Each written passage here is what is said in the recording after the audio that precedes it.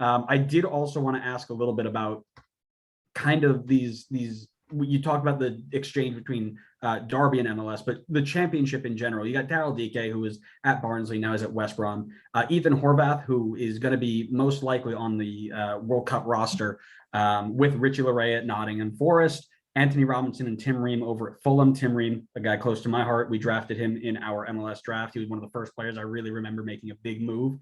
Love Tim Ream. Matthew Olasunde at Preston, and as you mentioned, Dwayne Holmes, Huddersfield, previously at Derby. They've all made appearances in the championship. So how are these players received? And I know you talked a little bit about it, but is it it's strictly, is it really performance based where they have to earn it, or are we getting to a point where it's like, okay, Americans are making their way through international competition, people are going all over the world. These guys, do they still need to earn as much respect, I guess is the way I'm trying to phrase this, as they did when they first went over there? I think it depends on the player, and it depends on the team that they're in. I know when we signed Dwayne, nobody really had heard about him or whatever. We got bombarded with messages, obviously, because I was American, and they were like, who's this Dwayne Holmes? And to be honest, I'd never heard of him.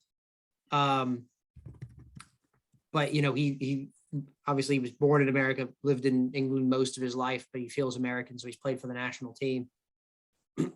And when I think it's with any player. I think when you play well and you do well, people are going to respond to that. And I think when you don't play well, people aren't going to respond to that. I mean, Nottingham Forest have a very good goalkeeper in Brice Samba. Brice Samba had done a couple rash things. He got himself sent off, straight red, coming out the box, took the guy out. Horvath came in. Horvath did really, really well. He was replaced at the weekend for some reason in their game against Blackpool. I don't know why, but I felt like from talking to some of my Forest, friends or whatever, they were talking to me and they were like, yeah, who's this American and whatever. And anytime you hear who's this American, you're kind of like, would you say that? Like, who's this Senegalese player that you have? Like, no one would say that. Like, who's this Canadian? Like, whatever. But I think MLS, I think the players, I think it's an untapped market. I think these players have potential.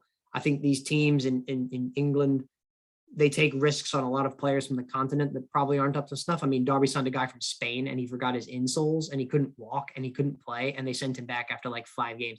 Literally forgot his orthotics. It was insane. And we paid like $3 million for the privilege of doing that. But I think, I think it just takes these teams to take risks, to look at the players and not look at the nationality and look what they're producing on the field. I think the game's changing. I think American players have proven they can play in England. You look at Joe Max Moore, Tim Howard, Brian McBride, Landon Donovan, Clint Dempsey, Christian Pulisic, these players have had, Tim Reams played in the Premier League, Anthony Robinson has played, in the Premier League. So these players can perform, these players can thrive. And I think it's just the right environments at the right times.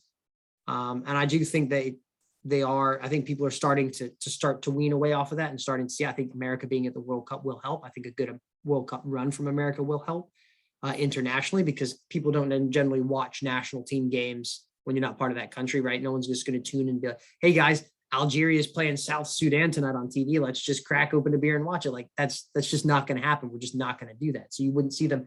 But if they're in the World Cup and they're playing Ecuador, you're like, oh, the South Sudanese team, these guys know what they're doing. And how often do we see, these teams like Ghana had a good run back in 2006, and that got a lot of players moves, that got Ghanaian football. Oh, hey, these Ghanaian players can play. We signed a couple from the World Cup team. They did well. Now we're going to go on, So I think that'll help a lot. But I think it's just about performing week in and week out.